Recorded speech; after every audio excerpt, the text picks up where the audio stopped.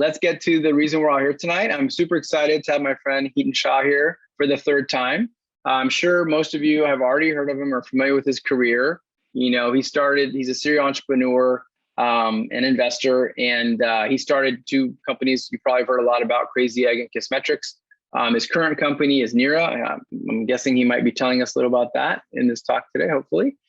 He's a lean startup expert. He's definitely also become a product thought leader. He, in fact, has a great website, producthabits.com, where he shares advice and blogs.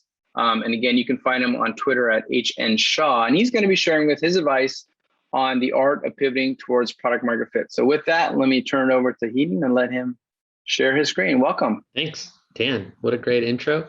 Always nice to be here. This is the third time. Last two times were, I think, in person, yes. Which is always, just always a blast. So I wanted to say one thing before I got started. Besides, thanks for being here, everybody. Let's make this fun. My number one goal in life these days is just have fun. So I'm at that point. At this point, you'll see why when I start talking about kind of my business in Nira, as you said, Dan. So I'm here because of product market fit. So this little Jabra thing, I don't know, it's like $150 on Amazon, but I got it for like half price or something. It's amazing. And you can hear me because of it. I don't have to have this big old mic here, and it's about 80-90% as good as one of those, which I do have, but I hate using. But my buddy Patrick, we do a podcast together, and he sent me the mic. And so if I do the podcast with him without the mic, I'm pretty sure he's gonna be pissed off. So I don't do that. But anyway, this was the reason that it's product market fit. Literally, I was not gonna get on this thing unless I could use this mic. So, and it's not like I touch it or anything. I just think it's better than any other way I can do this and still feel really great about talking. So anyway, it wasn't working and I had to make it work. What I'm here to talk about is pivoting towards product market fit. I haven't done a talk like this before where I dive really deep into something that I've been doing based on some of the things that I've been even sharing out there. So you'll see a lot of tweets in here. Hopefully you don't get tired of my face. Not this one with the hair, but the one you'll see in the tweets that's usually on social media. I am going to cut my hair at some point. All right, so I'm going to jump right in. Again, if you have anything to say in the chat, please do. I know Dan's got the tweet things going. Maybe I'll say something interesting. You want to tweet it out, go for it. So one thing I realized, and again, ignore the dates in here, although there's some interesting things when you start thinking about these dates and try to make some connections. But I tweeted this, and what I realized is I literally woke up probably that morning and was thinking about the fact that what's the pattern in my life?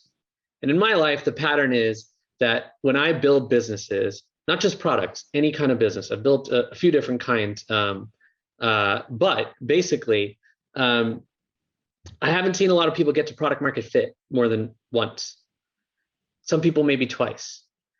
What I've realized is, based on my experience now with Nira, I'm in that 3-time journey of getting to product market fit, and I'm sure of it. So it's just something that I thought through, because I was like, who can I talk to about this? And there are very few people I can name and say, hey, I can talk to you about this, and maybe you'll understand some of the random things in my head from having done this 3 times and trying to find the patterns.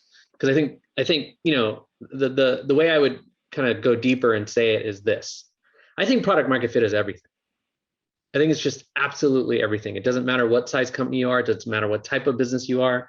I have so many stories of companies, even little coffee shops, that have gotten product market fit, and it's everything to them. And what I mean by that is oftentimes that first time that you know you hit it with your business, or the metrics show it, what have you, and I'll dive much more into that.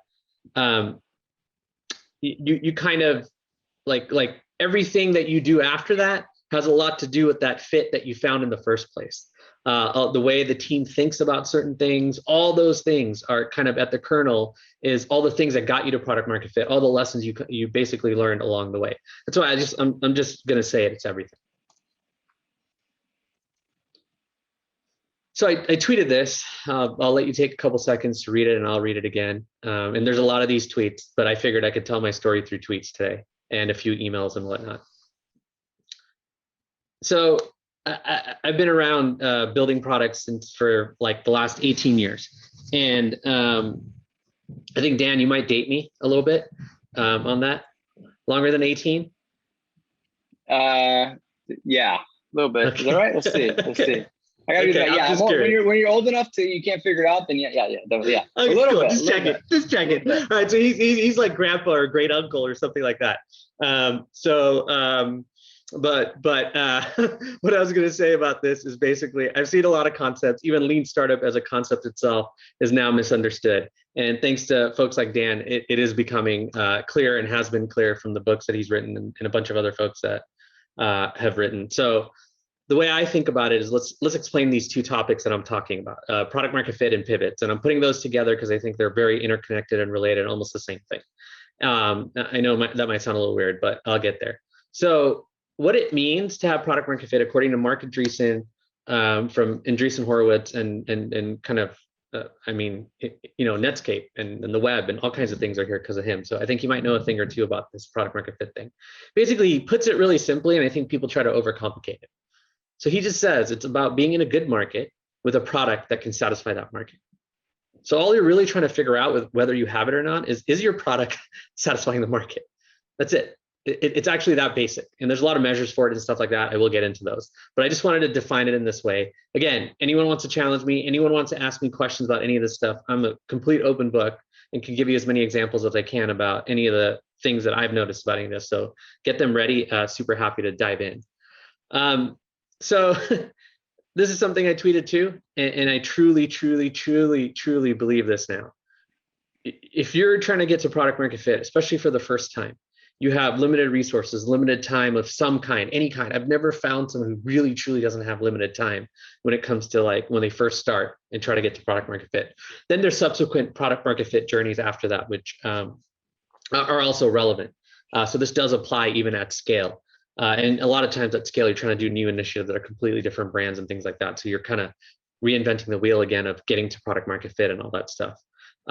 So basically, there's a lot of advice. I mean, at least Dan's book is about getting to product market fit. So I'm not going to knock anything in there at all. And so that's not what this is intended to do. But like what I've noticed is like when I try to put too many frameworks, too much operationalization on too many things, I really screw myself up in the early days.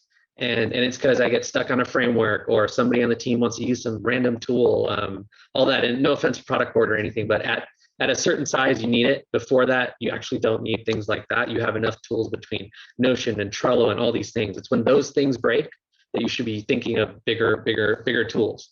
So anyway, I think that like a lot of what I say, it doesn't apply a little bit post product market fit. I am going to give some thoughts about that and some impressive things I've seen.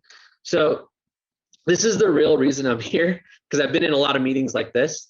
I do love some of about 2 or 3 of these slides that I like to kind of share a lot because like they help me. So this one in particular is all about these meetings you get into and nobody knows why these things happened. And that's why I love this idea of pivots. And I also love the idea of product market fit. It's like you're trying to quantify things that are extremely hard to quantify. And you don't want to end up in this position where you weren't able to quantify them. So there's a lot of people that will overdo a bunch of things. So the idea of what I'm going to share is all about focus and all about what you should be focused on. So first, let's define a pivot. Now that we're past the product market fit and kind of hopefully we're all aligned on like what that means. Pivots are when you're making a critical change to your business rooted in customer learnings. I can't stress that enough.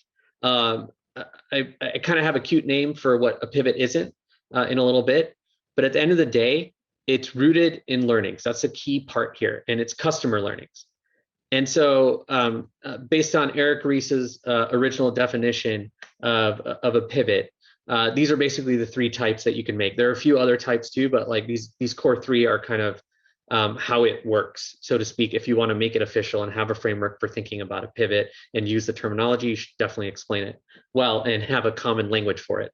So there's a product pivot, and that's when you take a piece of your product and you basically realize maybe it's stickier than any other piece of your product, as an example, and you basically put all your resources towards that. You might ideally even kill the rest of the feature set and you double down on that. And that's kind of a narrowing in on the product, a zooming in, if you want to call it. And then there's like a customer pivot. So here it's like an example is like when there's a new segment of customers, they're willing to pay more for your product than the current segment. And obviously they're going to have different needs and things like that over time, but you pivot into that. So that's when maybe you're targeting small, medium businesses with your tool, and you realize that freelancers are actually getting a ton of value from it, and you think that's a lucrative market. You would pivot your whole kind of customer narrative, your ICP, your ideal customer profile, all those good things into this kind of category of customers, which would be like freelancers in that case, for that example.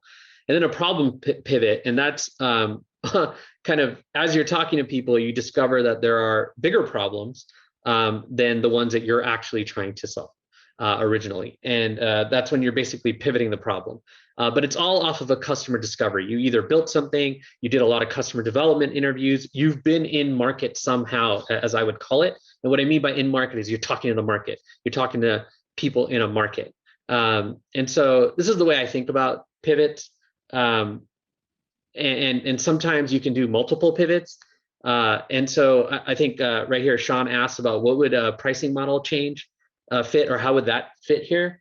What I've found with pricing changes, and your mileage may vary, but like you're usually doing some other kind of pivot with it, because the price point is just a price, just a number. You're moving it up or down. But what you're really doing is maybe you're going after a different market. Maybe you realize that enterprise software or enterprise customers are better than SMB customers for your B2B business.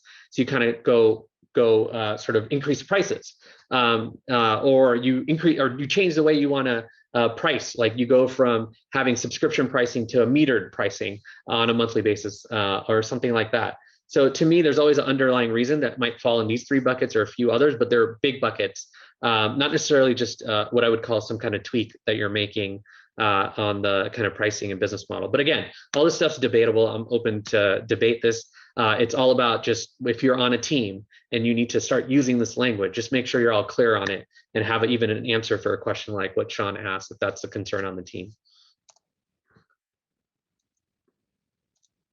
Okay, I just needed this slide in here. And the reason I needed this slide in here is because we're supposed to talk about product, but like really it's just customers. That's it. Like I just needed this slide in here. I could stay on the slide for probably like 10 minutes, but I'm not going to do that. Maybe another couple seconds. But like, I can't, like, I don't even know how to express this. Like, it's not so hot right now. It's just the thing you need to do. I don't care if you're in marketing, sales, product, whatever you're in, like, you have to dig in. You have to talk to customers. I mean, all that stuff. And like, I'm sure I'm preaching to the choir right now, but like, it's like incredible. And what I mean by that, and this is a little bit personal for me, but basically I am absolutely so grateful for being able to work with my co-founder, Marie. And there's one really dumb reason, and it's not only one reason. She's an amazing human being, an amazing business person, in my opinion, and in a lot of other people's opinions. Not to make that debatable, because if she's hearing this, all of her like, imposter syndrome and those things will go off. But sorry, I called you on it, Marie. But basically, my point on that is like, we have thousands and thousands of pages in Google Docs of raw notes because of her sheer power of just taking the best notes when we're talking to customers. And it's not like she's like a note freak, as I'd call it, because I think that would not be correct. She also is a writer and all kinds of other things, but because she doesn't write notes like on every meeting. No, it's not about that. It's about, hey, if we're going to spend time with the customer, we're going to know what they said. And so if you ask me the hack, the trick, the anything about the one silver bullet, if you are talking to a customer or someone who knows your customer, anybody, anything close to the customer like that, which could be almost everything, but you know, I mean like anything, any conversation, do your best to take the best possible notes you can. I mean, in our case, like we have two of us on the call. We have two of us on so many calls together because that richness of those notes and what we can get and garner out of them in the future. I mean, some of the stuff we're looking at is like 2 or 3 years old, but it's so relevant still. No one solved these problems yet. And it's because our customer research is really good. Anyway, that was 2 minutes on this slide. I'm very proud of myself. Okay, so here's another one. This is a new one. I've been talking to a lot of people about pivots and product market fit, as you can imagine, because I've been tweeting about this stuff a lot, and it's just so near and dear to my heart. So someone asked me like, well, like when you know when it's a pivot? Well, a hop is not a pivot. That's it. They're not the same thing. So I'll just give one classic hop. And it's not to offend anybody that says this is a pivot or anything like that. This is just my opinion. I don't think Slack did a pivot. I think Slack did a hop. But I don't know. I wasn't there. But this is from the outside. Some people call it a pivot. I think it's a hop. And a hop is literally, we're just going to do something else. That's it. And honestly, it's cool. Just don't call it a pivot. Because if it's a hop and you change from one thing to another thing, and there's no real learnings you can connect together, let's just call it a hop. And that's okay. You can hop around. I have nothing against that. I don't prefer to. I've done it before though. For the first, I would say 2 to 3 years of building software. So from about 2003 to 2006, back then my co-founder and I, we built like 12 different products. Everything was a hop. It was just a hop, like one thing, another thing. And we were just almost ravenous to like hire programmers and build stuff. And we ended up landing on Crazy Egg. And it's definitely successful. It's still a business that's around today. And we launched it in 2005. We built a lot of things though. We built a podcast advertising network there, a web hosting company, a sentiment tracker. I mean, oh my God. And this was like 2003 to 2006. So yeah, and I can't stress the difference. Like a pivot is when you actually learn something and you decide to make a deliberate change that you can justify to yourself, justify to your team, make sure your team's on board. Otherwise, call it a hop. And so when it came to Slack, Slack was building a game. It was called Glitch. It was, I think, a fantastic game. I might have played it once. I don't remember. And that was what their business was. They raised money to build a game. In fact, Stuart Butterfield was one of the founders of Flickr. And even at Flickr, they were building a game of some kind first, and then they got Flickr, and then Flickr sold to Yahoo, and we still have Flickr, and it's still out there, which is amazing. And then Slack, it was a game. It was called Glitch, like I said, and basically they were, what I heard was, and what I recall, is that they were building some chat tool internally. I don't think it had anything to do with the game. And it was like IRC, so Internet Relay Chat, I believe. Yeah, I had used IRC and stuff before, but basically they were building a company IRC thingy. And what they ended up doing was basically straight up taking that work that they were building and basically starting letting their friends use it or something like that. So that's the story that I heard. That sounds very much like a hop to me. So yeah, a pivot's not a hop. All good though. Like you do you. It's not a big deal. I've done it before like that. And if that helps you get to some place where you can build sustainable and successful business, that's awesome. Like I've done that too. But I prefer pivots because then I'm just more conscious about the changes we're making, and they have more depth and it's like that. But sometimes you have to hop. Okay, so I know there's some questions here, so I'm going to leave the slide up and answer some of them. I think Ritesh asked a really good question, so I'm going to throw down on that one because it's something I think about a lot and people ask me a lot about. So what he asked, just to repeat it, is once you have taken tons of notes, how do you draw insights from them? How do you organize those notes from insights? Browsing through 100 pages each time you want to develop something won't be feasible or practical. Yeah, it is feasible and practical. And here's why. You could search in a document for keywords. You can find things. You can also decide that you want to summarize at certain phases and stages of that. So it's not a big deal. I don't let things like that get in the way of basically what Amazon calls customer obsession. You just have to be obsessed with them. And the only way to do that is by knowing so much about them and being able to go back and draw those insights again. I mean, look, if you really want to, like you can record things and transcribe them. We don't do that. We actually don't prefer recording any calls. We'd rather take notes. And that might hurt us even. And I know a lot of people are cool with recordings, but we feel like the customer's a little more comfortable when you're not recording anything. And again, that's a personal kind of stylistic thing more than anything else. But at the end of the day, I would say that like you want to get over this idea that you want to automate these things when it comes to insights and customer research and analyzing it. And you really want to focus in on like this idea that you have that information. And then as you build your product, as you learn new things, you go mine that information. And all of a sudden you have instant insights. And then you have basically what you can do next with that, which is take those insights, create your hypotheses, dig in deeper, do some customer development. But you know what's ironic about this? Like it saves you so much time and effort because there's so much customer development or research you don't need to do because you already did it. And you can already find these nuggets. You can even follow up from those people you talked to before. Yo, what's up with this? You said this, like, I'd love to dig in more, or whatever it is. The benefits are priceless. Very hard to, I'm not trying to say this is easy. I'm not even trying to say that you shouldn't try to operationalize some parts of it and stuff like that. I'm just saying you don't want to let that get in the way of anything. And yes, I like Obsidian. I have a new product called Reflect by the founder of Clearbit that I'm using. I mean, you could do all those things, please, like do your little like brackets and like make it a network, like do all that, whatever you want, but like, don't think for a second that it's not worth taking those notes. I guess that's my kind of main thing. I'm going to answer some more of these questions about notes for a few more minutes, just because they're kind of fun. So, okay, Dan, can I just do surveys to be quicker? We do surveys too. How about both? Yeah, absolutely. Tons of surveys.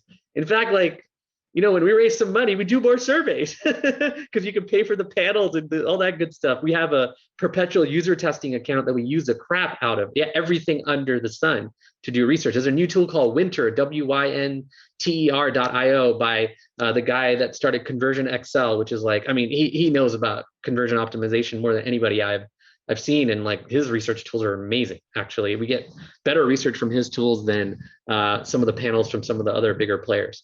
But anyway, yes, surveys are great, and yes, you can't replace surveys and interviews. Sometimes you can if you're really, really good at knowing how to frame a survey and having a great audience that'll write paragraphs and paragraphs for you, but that's not typical. Then you can get close, but interviews are gold, especially if you know how to ask questions and stuff like that. All right, I'm just going to run down this so I can read it. I go back to my notes, find totally new features regularly. Yes, awesome. +1, Barry. Thanks for doubling down on that. Do you age out of your notes? Do you find that after a period of time, the problem shifted, competitors entered, et cetera, where the interviews are no longer relevant? Yes, absolutely. But if you're paying attention to the customer, it doesn't matter. You'll know when like some of these things get irrelevant or some companies change some things, and it'll just be on your radar. I don't think it's a big deal. It's even if like something's a little bit dated or something, it's better than having nothing. And at least you can have a starting point. You can always follow up with these people, like I said, and ask them if this is still a problem. In fact, when a competitor does something or something shifts, it doesn't mean everyone knows about it. So in fact, it's interesting to even look at that stuff and ask someone about those things and see if they've caught up, because it can give you an idea of how far away are you on something. I really do think about how far ahead are we as a business a lot, actually. Yeah, it is qualitative research, anthropological, or just style. I'm all good. Like you can call it that. It's exactly the kind of thing it is. I try not to like try to label it too much, just because I'm just trying to stay focused on the customer, stay focused on the customer. It's all that matters. I've sometimes used the Dovetail app to highlight parts of notes and surface themes. Yep, totally cool. Any kind of tools like that, like I said, are super great if you want to use them. We actually don't use any of them. Sometimes we do word clouds to dig into the content. And I'm not saying any of them are bad. Please do what you want, but like we're very raw about this stuff and really want our minds on the words, because sometimes 2 words said differently and all kinds of things you catch if you can actually just sit there and read yourself. But anything that helps you point to the right stuff with keywords or things like that, I think is gold and great. How do you balance talking to customers and actual building? You just do it all. You just do it all. Talking to customers is part of building. I'm not an engineer, so like I get the ability to spend more of my time on non-engineering things. And so I think you need dedicated people for this. Founders should be just doing it. I think that if you're a founder, you're gonna end up having to do this a lot. People say, oh, CEOs, these are these 3 things they do, blah, blah, blah. No, you focus on customers. Everything else will take care of itself. At least that's my opinion. Surveys instead of interviews though, both. Again, I'll say it again, both. I don't think there's instead, but yeah, both. Dan, come on. We've tried using Mural and I use Roam Research for personal use, was looking for a magical solution, which I guess doesn't exist. I'm sure it exists to somebody, but it doesn't exist to the level where I'm going to feel like some kind of automated thingy bobber is going to do something better than a really good human brain that can critically think, make connections. Like you need to have that researcher mindset. A machine doesn't exactly have that yet. Although, there's things like copy.ai for coming up with copy and things like that. I'm a big fan of those things, but that's more for marketing use cases, not research. What do you think the role of customer development is in the process? I think customer development is everything as well in terms of like the type of research you do. We do a ton of that. It's very incorporated in almost every even call we have. If we can get salespeople to ask customer development style questions, we think we're winning, and we think we've got a great sales team. your definition of PM starts with a good market. Can you elaborate on that? Do you mean a good market size? Nah. I think there are better explanations out there for better than I can really hit on for good market. I think the way I think about market today is your ideal customer profile. So it's more to me like a good market is defined by a very specific customer profile that needs your product. And then it's your job to decide market size and how important market size is to you. That's not the job of product market fit. It's your job. And I don't mean by market size. I mean like your market could be 500 customers. And if you think you can get all of them, that might be a big enough business for you. Or it could be millions and millions of customers because you have ambitions that are really great and you want to rule the world, whatever it is. So yeah, I think people try to mix these things together. And for me, it's just like your ICP defines your market and your market size and things like that, and even how that evolves over time. And you want to find matching products for each ICP, basically. But that's how I think about it. An ICP is just ideal customer profile. I've been using that a lot lately because people are telling me that, talking to a lot of marketers lately and sales folks. But it is ideal customer profile. I'm really in tune with that kind of concept these days. Yeah, I don't know about handwritten or visual or visual. My handwriting's terrible. My dad's a physician. I inherited that from him with genetics or something like that. So I don't really mess around with handwritten notes. I type everything. I type really fast. Sometimes I can type about 120 words per minute. I also read super fast and can skim things. So like it's just a muscle, and I love that muscle. I keep practicing it. I can do it anytime. So yeah. How many customers do you try to speak with each round of research? At least a dozen. It's either a dozen at least, or until we hear repetitive things. Then we know we got to switch up the questions, or the customer we're targeting, our audience needs to be switched up or something like that. Customers drawing things versus verbalizing. Yeah, I've never been a fan of them drawing things unless they want to. That's always been my take. I've found verbal is fine in my experience at least. Oh yeah, that's a good one, Dan. You down with ICP? Yeah, you know me.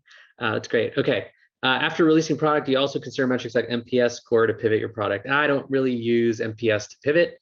I think it's just one signal, and it just tells you whether people are satisfied or not. NPS is actually tricky to use to pivot, but I know Dan and I are going to have some jam sessions on metrics in our fireside chat, so I'm going to save it for that. All right, I'm going to get back to this. That was great. Please do it again if you folks want to pile on any kind of questions. These are all like very common questions I get. So, I need some kind of massive FAQ on this stuff or something, because that would be pretty exciting. So I could point people to it. Okay, so we pivoted recently when we announced this on June 1st at my company now called Nira. And it started with us building a enterprise search tool, which was meant to basically find your documents across all the different tools you use. And then what we did is we had this story. It's in this tweet. It's pinned to my profile. You can check it out if you can check it out while I'm speaking too. But it's a really interesting story. You'll see some nuggets as I'm speaking in it.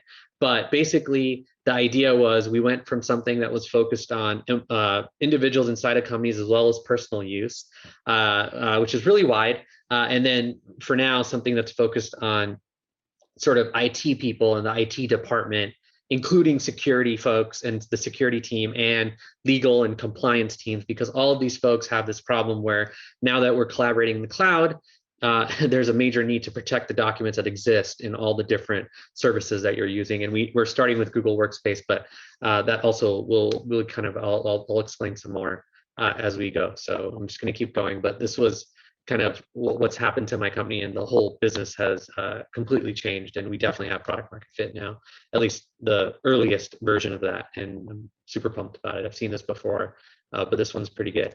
So I got a lot of questions about pivots, and so I made an email about pivots. I know some of you might have read it because some of you came here from my email list. Thank you for being on it. I'm gonna talk through these, which I think will give you some more color than what I did with the 4 or 5 questions that I answered in the email list. But this is basically pieces of that email that I sent. So what made it necessary to pivot, FYI? Well, I think you heard the whole spiel about it has to be about a critical change in your business rooted in customer learnings. That's kind of the best way I can say it. So this was interesting because for us, we just think we found a bigger opportunity that we wanted to pursue. So that's it. That was it. And for us, the real truth underneath all of this is that we wanted to find the quickest, easiest way to I'm just trying to fix the mic, so hopefully that's better. But anyway, yeah, I guess it did. The mic did fail product market fit. So again, like I was saying, the truth of this is we just wanted to find something where we had a faster, quicker, less friction path to revenue. And with our enterprise search tool, that wasn't going to happen. It was going to take more and more cycles of trying to figure out a bottom-up business model and things like that. And instead, we had these huge, crazy signals about what people really wanted, which was something more fundamental, which is protecting their documents. And we don't think it's just for the IT department or security folks or legal folks. We think it's about everybody in the company. We think it's about any size company, but those are all things that kind of are just related to our ambition and how we think about building these businesses. Okay, so how did you deal with the pivot personally? So what I've seen every time we've pivoted one of my businesses, and I've probably pivoted technically roughly real pivots probably 7 or 8 times in my sort of founder life. And this one actually probably closer to 10 or 11 if I really think about it. I thought of some that were actually pivots, not hops, and others that were hops. And so it's drama in your head. It's sometimes psychologically draining. Sometimes it's confusing. And the reason is you have something you were building and you probably got some level of feedback and attention and things for it. And it might've been decent too. But then you're hearing all these things in the market, and you continue to listen and hear all these things in the market about something new. And then you want to make sure you don't have things like shiny object syndrome. So, we spent some time like kind of balancing, working on both until we were really sure, which just involved us doing more interviews, really getting conviction. And, I really, really believe in the sunk cost fallacy, which is this idea that you might have worked on something for a long time and you just are so held on to it. But that's like attachment. And like, we all got attachment issues to work through and things like that, I'm sure. Not to put anything on anybody, but I definitely have my own versions of that. And I think in business, especially when you're kind of starting something new or working on something new, it can be really challenging to give it up for something else that's new and probably just as risky. And so, we just were trying to be as objective as we could. We made a whole pivot document about it's time to pivot, my co-founder and I, and really got good with the idea that this makes sense. And it was the best thing to do for the business. So we always try to go back to what's the best thing to do for business, which means what's the best thing to do for our prospects of getting to customers as fast as possible, getting to meaningful revenue as fast as possible. So those are the kinds of things that were underneath kind of why we did it and how we dealt with it. Okay. How did you sell the new direction to the team? So I don't really believe in selling the direction to the team. I think that's a misnomer.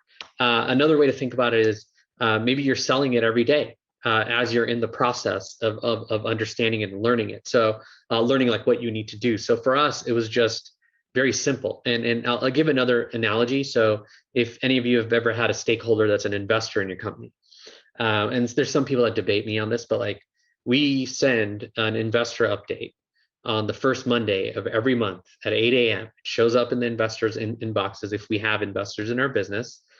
We started doing that even before we got investors in our business. When we were just, Marie and I and the small team we had, we were just trying to basically get ready for that or just start communicating more with the team. So we make sure that everyone's in the know with systems like that. So that's just a good example of systems that I recommend around as things are happening. There's like an update cadence. Could be an all hands, could be whatever. But what you want to do is make sure that those customer learnings that are coming are being shared with the team. And they're shared in a structured way, not just like, oh, hey, look at this awesome thing a customer said, or look at this bug. It's more like, hey, this week, these are the customer conversations we had. Here's what we're thinking about now. Just kind of that openness is really helpful. And we're doing that with our investors every month and giving them an update. So I look at it as like a similar thing, which is you have stakeholders, your team are stakeholders, investors are stakeholders, even your customers are stakeholders in kind of my perception of it. So you want everyone to be in the know of what's going on, why it's happening and all that kind of stuff. So some of these questions are really useful. Just describing the problem the customer has and how they describe it, who they are, how painful is the problem to them, whatever ways you can figure that out. Like, for example, how much loss in revenue is there if, the problem's not solved? How much loss in productivity? Is there any of those kind of details are really helpful if you can get down to those early on. And then also a willingness to pay and figuring out all the different ways you can figure that out, whether it's through surveying or literally making people pull out their credit card if you can go there, things like that. Yeah, and to your question, Adarsh, I just saw it and I think it's a good one. If you're sending investors a regular update and you're telling them what's going on, you're not surprising them and saying, hey, it's time to pivot. You're saying the same thing you would tell your team. These are the things that are happening. Here is why we are doing this. And you have your justification. They can agree or not. They can give you a hard time, but you're being a business person, sharing with them your business and giving them the update. Then it's on them to basically either accept it and move on or give you a hard time. But then you can say, hey, I'm doing this. Like, this is what I'm doing. And I've explained it. And I've explained why. Like, you can try poking holes in it, but at the end of the day, it's your business, your decision. So I think it's not we are going to pivot this. It is we have learned these things and we're going to change our direction in these ways because of these things. And we believe that's going to achieve X. And that we believe that's going to achieve X, that's where people can't debate you.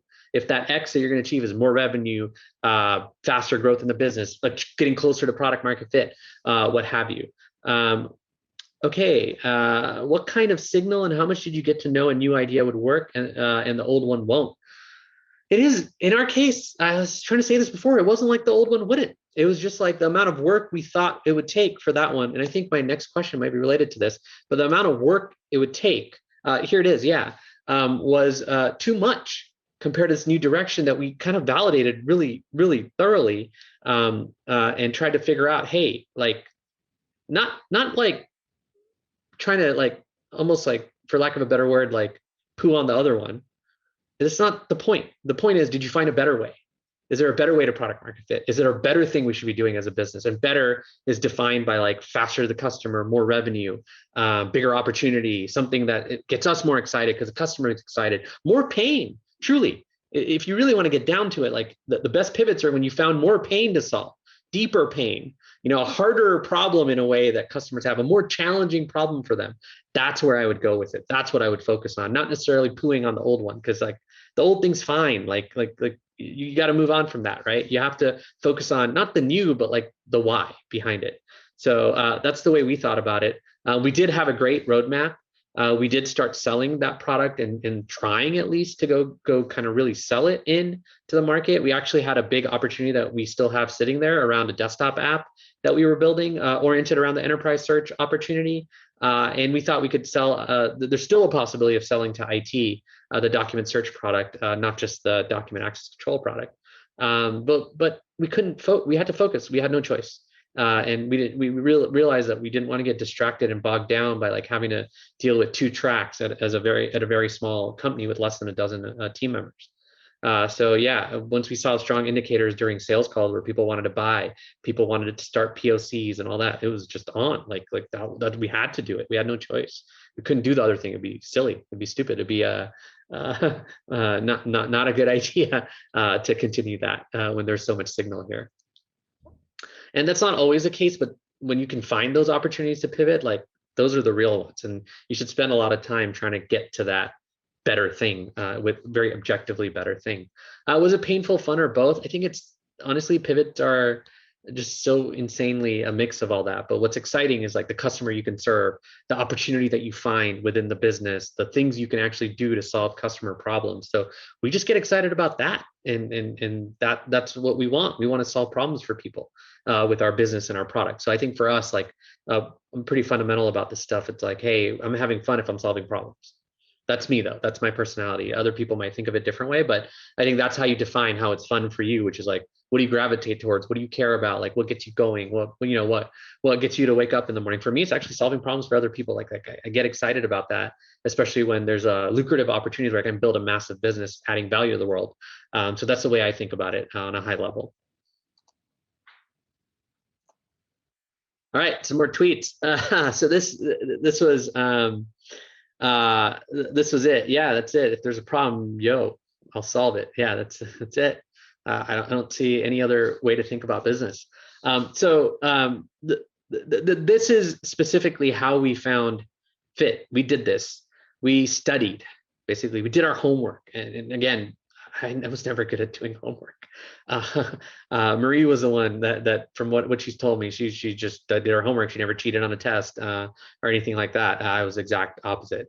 But anyway, we did our homework. We looked for what the underserved opportunities are in the market that we're going after. We had people we were talking to in IT telling us that there are problems related to who has access to documents, and they had no way to solve them. And when they tried solving them with alternatives to us that existed before us, some of them are some products with some features, some of them are kind of stitched together solutions using admin APIs in Google. They were just inadequate and they weren't solving the problem thoroughly. And we had people showing us products they were using to try to solve this problem and screen sharing with us the Google admin console or any alternative that they were trying to use to solve the problems that we're now solving. And we just saw how terrible of an experience it was for them. It was as simple as that. And once we started seeing that, we knew what to do. We were like just taking copious notes, learning from these customers, hearing what they didn't like, them showing us where it was failing them, and us realizing that there was an opportunity. It's not like every time you see this, you're going to find an opportunity. So I'm not trying to say, hey, this is the path. What I'm saying is you have to look for underserved market opportunities. Somewhere where the competitor, the alternatives, whatever it may be, the stitched together solutions are not serving the market and some specific type of customer. And so we were able to find that with what we got to with Nira, which is basically that IT teams have poor tools for administering the documents that exist across the whole company. Just very poor tools. They have to stitch together things. They have to do all sorts of things. They use command line tools today. It's kind of best in class. All right, so I needed a pithy way to say this because, you know, these kind of tweets do better than the other tweets. But basically what I'm saying here is like, this is how you innovate. You find problem, you make sure it's the right problem to solve, and then you solve problem. And you can do this repetitively in a business. All you need to do is get good at this. This is the hardest thing to get good at. But if you get good at that and then operationalize it inside your company, you will keep growing. You will be able to gain product market fit and essentially barely lose it or never lose it again. So yeah, I can't stress this enough. It's this simple. And all the tactics I'm sharing are all about finding the problem. And then, you know, I'll talk about the solution. You know, if I have a chance, I might even demo the product a little bit so you can see how we solve this problem that we heard. But this is it. And this is the tweet. It's a tweet. This is the tweet. Okay, this one's fun. I couldn't help but share this. We only got this comment a couple times when we were demoing our product early to CIOs, a few CIOs. And there's this whole, hey, this is a feature, not a product. Yeah. I take that as a compliment because I know where we want to go. I know where we're going to go. As long as I believe as a team and we believe as a team that this wedge into the market is the right wedge, this is a compliment. This means that someone sees that it's so narrow. We did our job early on. We built something so tiny that someone thinks it's just a feature. As long as we know what happens next, as long as we know from our research how this wedges into a bigger opportunity, this is a compliment. I can't stress it enough. And that's not to say anyone saying it is wrong. It's like, yeah, this is what you feel today when you look at it. Respect, I get it. But you know what? That's intentional. Because that's how you build product at any scale. New features, new products, whatever it is. You start with something so tiny that it's uncomfortable. I think that would be my sort of pithy line with this. With everything you do in product, you should start with something so tiny it's uncomfortable. Okay, so promise we're going to talk about metrics and measurement and stuff like that about product market fit later. But this is something that Dan and I talked about briefly earlier on text today as we were kind of making sure that, you know, this was a great event for everybody. And what that is that you're not going to be able to measure this You're going to feel it. And then the measurements will come, but you're just going to feel it. And this feeling of the customers pulling the product out of you, like it's hard to explain unless you've experienced it. It's like, for us, it's like everything the customer says, there isn't like debating it with us, ourselves internally, or the customer. It is important and it should be done for them. And when you can get like 80, 90, 100 is hard, but 80, 90% of your conversations in that direction, you're on the pulse of the need. You're on the pulse of the problem. You should desperately seek to keep that, because that means you're building the right things. That means the next things you're building make sense. All of that. Like, this is a really important point. And when you have this, like, you just cannot build fast enough. This is what you're trying to get to. I hope all of you find a way to get this feeling, because then like you're going so fast, the wheels feel like they're coming off all the time, and it's kind of insane. And it's where you want to get to. It's what you're trying to figure out, and that is a feeling. That is things people tell you. That is like genuinely tell you. When you demo the product, everyone's like, "Yeah, I get it. You know, this makes sense, right?" Things like that. Those are the things you're trying to find.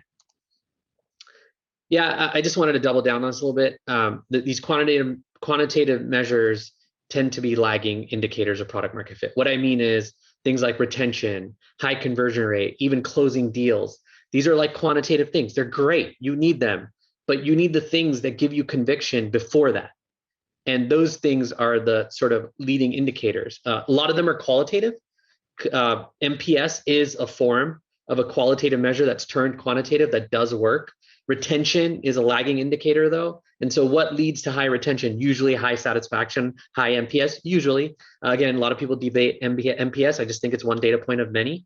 But here's the magic.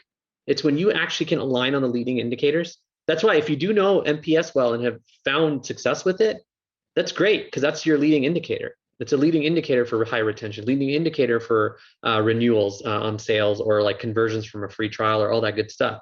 And I know I'm just mentioning that one, but that is one that the world knows very well and is kind of a standard, so to speak. It was very good. Just make sure after you ask someone, you know, what the MPS is, like not the MPS, but like, you know, would you recommend it 0 to 10 or whatever to a friend or whatever colleague? You want to make sure you ask, what's the number one reason for your score? That's it. Just ask that. Make it open-ended. In the description of it, like say, please tell us as much as you can write, or something crazy like that. So they write a lot to you. That is where the gold is. Not necessarily the score, but what you can do when you have those like just really meaty, I don't eat meat, but meaty, fake meaty kind of points of feedback and information, and then quantifying it by, oh, the unsatisfied people said this, the satisfied people said that, and then kind of doing a diff and understanding the difference between the two. Those are all the detailed tactics of how you analyze this stuff by segmentation and analysis. It's the stuff I geek out on, because I think it's like really where a lot of where the magic happens, and all that helps you communicate to the team. It makes things that are hard to quantify quantifiable. I focus on those things much more than things like retention or the sales numbers and conversions, because those are lagging metrics. Those are great. Those are more higher level operational things to like help guide the team, help set goals and things like that. But you don't have any of that early on. It's a mess. And satisfaction in these qualitative measures tends to be better. Anyway, there's a bunch of these. Word of mouth and referrals are actually number one. Usually I would say word of mouth and referrals are probably like the first thing you start seeing. And then you have all these other things: quantitative retention, qualitative surveys, unit economics, profitability, all good stuff. And then you also have other forms of fit, like founder market fit and all these other fun things that people have come up with. Those are all good too. I mean, those are all, you know, the content that's written about those things are actually very good. They are written by folks that I highly respect, and I think that they know their. And so I would be looking at some of those things. Reforge is the site that comes to mind that has a lot of this content around different types of fits. I would definitely study some of that stuff, because like it takes product market fit to another level. And I think it'll help you kind of understand different things that you might be grappling with as you're building for product market fit. This is like, I can't stress this enough, but distractions will kill your product market fit. There's a lot of shiny objects. There's a lot of things that customers might say if you ask it the wrong way, or if they're just like rambling about something that just is irrelevant. And that's why we tend to like spend actually less time analyzing after the fact of an interview, unless we're just trying to fill in some things that we might have missed while we were typing or whatever. But we end up doing a lot more analysis later on once we've heard some patterns, or when we know there are some patterns in the data or the qualitative data and the interview notes before we kind of go analyze something, because I think those are common ways that people get distracted because they hear one thing from one customer or potential customer, and then they think that that's like the thing they need to extrapolate, and everyone else is like that, and that's mostly not the case. So that's one type of distraction. Another is just like, the decision we had to make of, do we do both at the same time, enterprise search tool and a tool for IT and CIOs and all that stuff, which is basically a security tool, or do we, kind of like just focus on one? And we had to make a decision, and that was kind of a very smart and good decision for us. Yeah, this is something that I just wanted to point out, I guess. And it's something that I see constantly, and then I have some slides on like what you can do about it. But it's really this idea that at a startup, when you get into this position where you can't build the product fast enough, you end up usually being in a spot where you have a lot of tech debt and other kinds of debt, even like some emotional debt from the journey, some culture debt, things like that, and like you end up not being able to keep up. And that means that you can easily lose a market, especially if what you built has product market fit in a market that's crowded and you're kind of innovative. There's a lot more for you to build. And so I call this the main battle to win. And it's not just a main product battle, I think it's the main battle period to win at the early stages, which is like, how do you make sure that you can continue to innovate, continue to stack more value on top of what you've built continuously, and continue to even expand your underserved market to more underserved folks, and eventually the wide market. And you do that by stacking innovation on top of innovation. And I think it's tricky to do. And I have an example coming up that's going to kind of unpack this a little bit. It's kind of an offshoot of some of the other stuff. So it's called this thing that internally at our business we call step ones. And I wanted to give an example that has nothing to do with Nira or FYI or any of the things I've done. So let me continue and kind of go through this. So basically, I'm going to use Instagram as an example. This is one I do like to share pretty often, and I just wish more people kind of heard it and knew it that worked in product or related fields.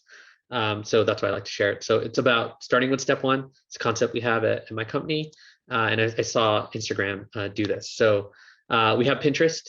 Instagram has had some level of Pinterest envy, obviously, because Instagram is now part of Facebook.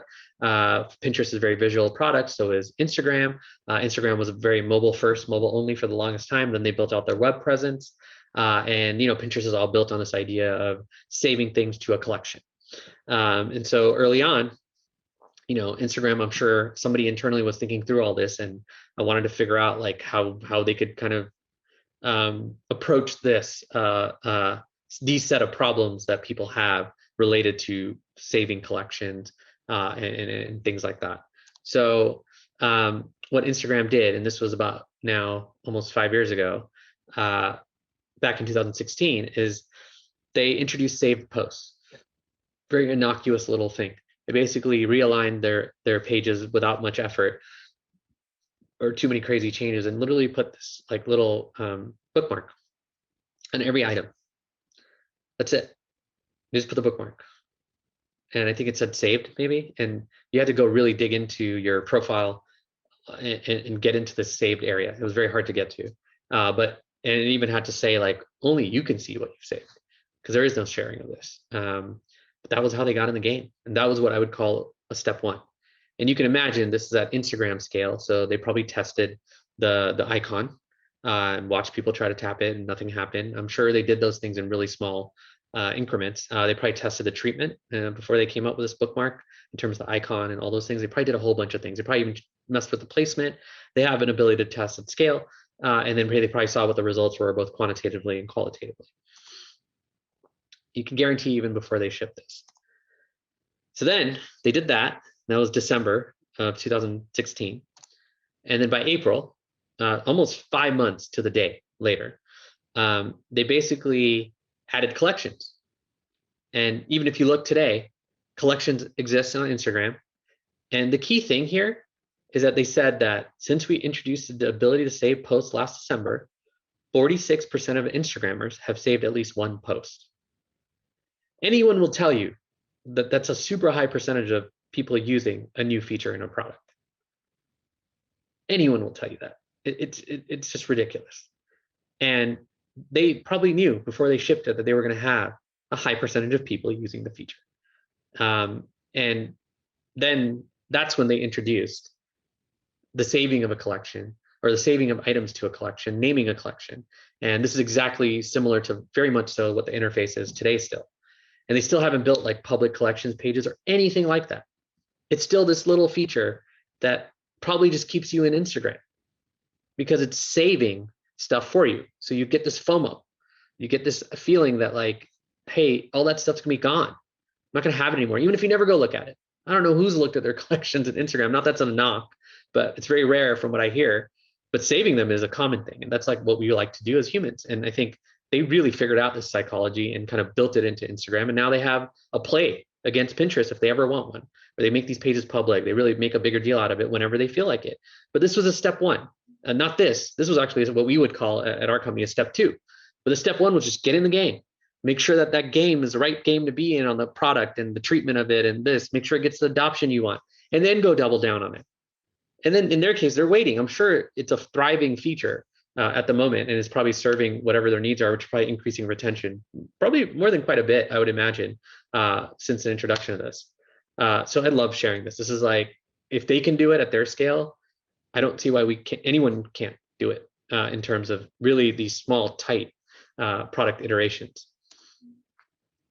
So I wanted to share that because that's one of the big problems that people have. After they reach product market fit, a little bit after, but even before that, you kind of have to build like that too. So this is just like a doubling down. It's a very differentiated feature than Pinterest, according to people, and I think they're right. So I just wanted to point out that, like, I think Instagram had a major win here, and Pinterest still gets to exist, which is kind of cool. So I was just going to do a quick demo and kind of demonstrate some of the ways we've applied this principle in our product. So I'm going to do that, and I think I don't have a lot of time left, but I'm sure Dan won't mind. So I have 3 or 4 minutes. So let me jump into that and talk through some of this stuff. Thanks, Dan. So this is the second time I'm demoing the product publicly. There have been hundreds of demos to potential customers and other folks, partners and stuff like that. But this is the first time that I'm doing it in a product group. I've demoed it to IT people before. So not that many people have seen this. Now there's 60 more of you to see it that are sitting here live. Okay, so what we did and what Nira is it's meant to find that every document that exists in your Google workspace. And what I mean by that is every document that has been created by someone in the company, as well as every document that's been shared with the company created by external parties. And the whole idea of the product is to basically be able to find groups of things, individual things, and be able to manage access to them. And we don't store the documents themselves. We don't analyze anything in the documents. We just focus on the metadata on the document. So things about the documents. And so let me just demo the product and some of the functionality, and then I'll get into some of the use cases and even how we kind of thought about iterating it to get here. So this product has infinite scroll. We have really large customers that are using this. One of our customers has 13 million documents in this interface, and it's just as fast for them as with our 12,000 documents. And we knew that this was important. When we did our research and looked at every single tool that IT people and security people use and admins use, we learned that all these products have pagination. We didn't find a single one that had an infinite scroll experience. And yeah, Sean, thanks for the question. I don't know how long it takes, but it's as fast as it possibly can be right now. And we're constantly working to make it faster to get to the 13 million documents at the bottom. It's not about getting to the bottom. It's about this experience here.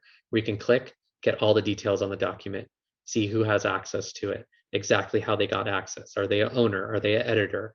Did they get access via a link? And the whole product is connected. So you click up here and get to this area and start, some people that come to us have hundreds and hundreds of documents that they're, hundreds and hundreds of people that are on these documents. They want to just see the personal accounts, for example. They can click with one click here, see them. And usually people want to remove access from personal accounts that have access to company documents. That was one of the things we learned as we were building this product, that one of the big use cases is all this accidental sharing that happens within a company when personal accounts are creating documents and then sharing them with the company accidentally usually, or you're clicking from a personal account into your work account, and now all of a sudden like you have access to a document from your personal account, and IT really gets bothered by this, legal does too, and they have no way of like really getting down to the details on this. So you can take 7 different actions on any document: change link, transfer ownership, add collaborators, remove collaborators, copy the link, send email, delete item, a bunch of those things. You can also take bulk actions. So one example of what everyone likes to do is go here, go to all the documents that have public links. That means they're accessible just with the link. There's one of my documents in the alt tag. And then you can go here and click on, oh, they haven't been modified in over a year. We already cleaned ours up, so there's none that show up there. But what customers are doing is clicking there. If it's hundreds and hundreds of documents, it's totally cool. They're taking action. And we give them the ability to do that, which is they click on all of them and they're able to change the link type with just a couple clicks here. And then we have a full audit log that tells you all the actions that we took for you. This is things that took, like, they weren't possible at scale with like more than a few hundred documents or even dozens with any other tool. No other tool had this level of comprehensive data where you could see everything as an IT person. And then basically, so we learned all those things. And so then we started basically building this out and then built this action system. And it's like literally no other tool can do it from what we've heard from our customers. And so basically the thing I wanted to share there was, you notice like you could view it. We have this like sort of infinite scroll experience. You can click on things like, oh, these are all the documents that are accessible by personal accounts. I'll get into a couple of other areas and do some quick examples there too, just so you can kind of see how we thought about it. One of the things we did though is our sort of step one here was literally just build the interface to view all the stuff. Don't even take action on it. Just view the interface, just built to basically see all the stuff. And we were able to bring customers on with that without this ... to take action or any of the stuff, any of the check marks here where you can delete all these or whatever you want to do. No actions in the system, because that was going to be objectively super hard to build and required us to do this first. And what we realized is no one's built this experience of being able to see everything. No one's built. And so we wanted to start with that. And then we knew people wanted to take action. So then we built that next after we already had a whole bunch of people using the product and giving us feedback on it and helping us work through a whole bunch of the kinks. And then we decided to build actions into the interface. And so some other areas we have is like we have the ability to look at all people and what documents are shared with them, how many of them, how many they own. It's kind of like a report. You can look at your top offenders of, or not offenders, but folks who are creating the most documents, et cetera.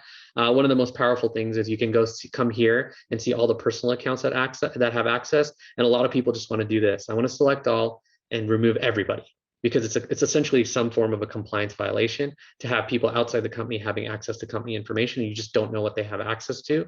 Also, our product, like I said, is interconnected. So I can click here. You can see all the documents and kind of scroll through them. You can click up here and get back to this documents area. Again, other things that we learned during our customer development was just necessary to build, and no other product had it. And those were the things that we were really keen on finding, so that when it was demoed like this, people are like, wow, this solves a problem in a logical way and better than any other tool I can find.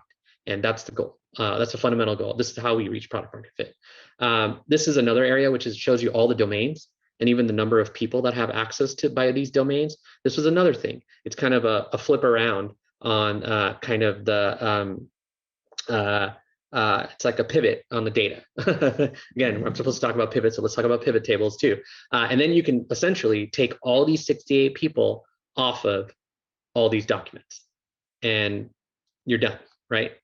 So that was a really useful piece of it. And then we have our audit log, as I mentioned, which is really, IT loves our audit logs, and rightfully so. So yeah, this is kind of how we think about building product and what we built. And then now, one of the next things we're building is a security feed. And that feed is right here. It has a couple, non-blurred things. We haven't blurred this area yet. And I know people are talking about our blurs. So I'll tell you how we did the blurs. It's actually deceptively simple, and I'm super happy with the solution we came up with. Happy for anyone to steal it. But basically, this is a feed. And so all those things I was digging into and poking around, well, we want to surface those for you. We want to tell you all the risky stuff. So this is what we're building next. But again, you'll see these are like just iterative steps. We're going to build another type of feed next where it's customizable, but that's next. and that will build next. Other people would have built all this stuff at once. And then we have all kinds of fantastic things to do next, as well as add more tools that we integrate with. So, and it's not even the obvious ones like document tools. We're going to add all kinds of things into this. It's going to be a lot of fun. But basically, I wanted to kind of share this and make sure that you saw kind of how we think about it in a quick kind of demo of the product and how we've kind of evolved it and how we'll just continue to do it that way. So yeah, that's me. That's the demo.